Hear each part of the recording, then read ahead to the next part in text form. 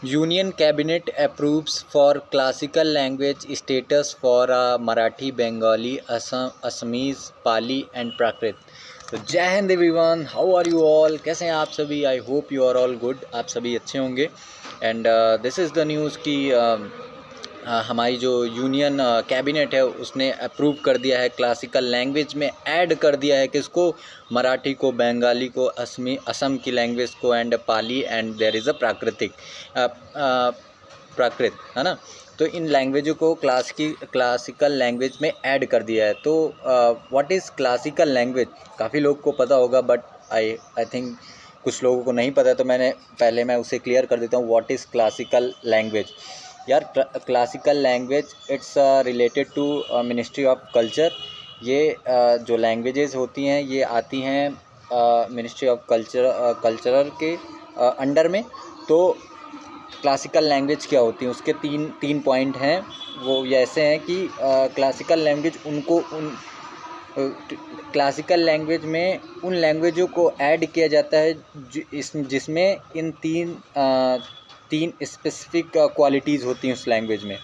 तो पहली क्वालिटी ये है कि हिस्टोरिकल इम्पॉर्टेंट।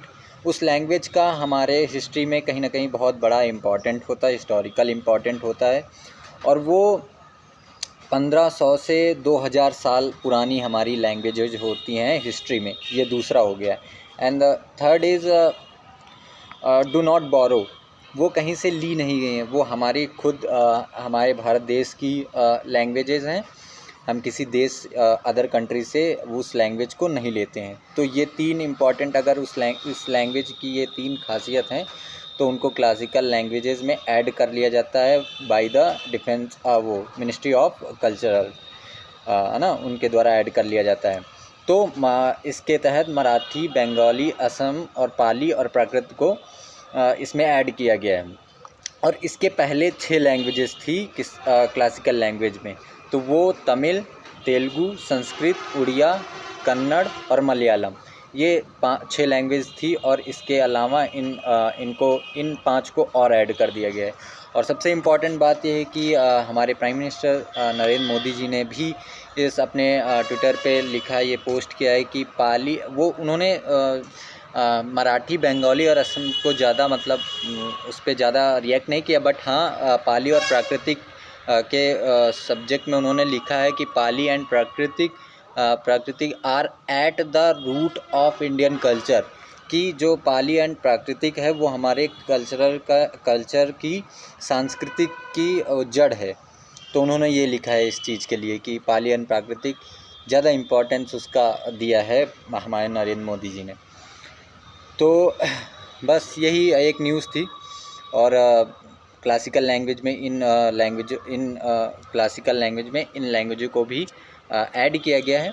और मेरा मानना ये है कि यार if you have a gut, if you have a confidence, तो आप किसी भी लैंग्वेज में कुछ भी बोल सकते हैं। इट्स डिपेंड ऑन सिचुएशन की सिचुएशन कैसी है।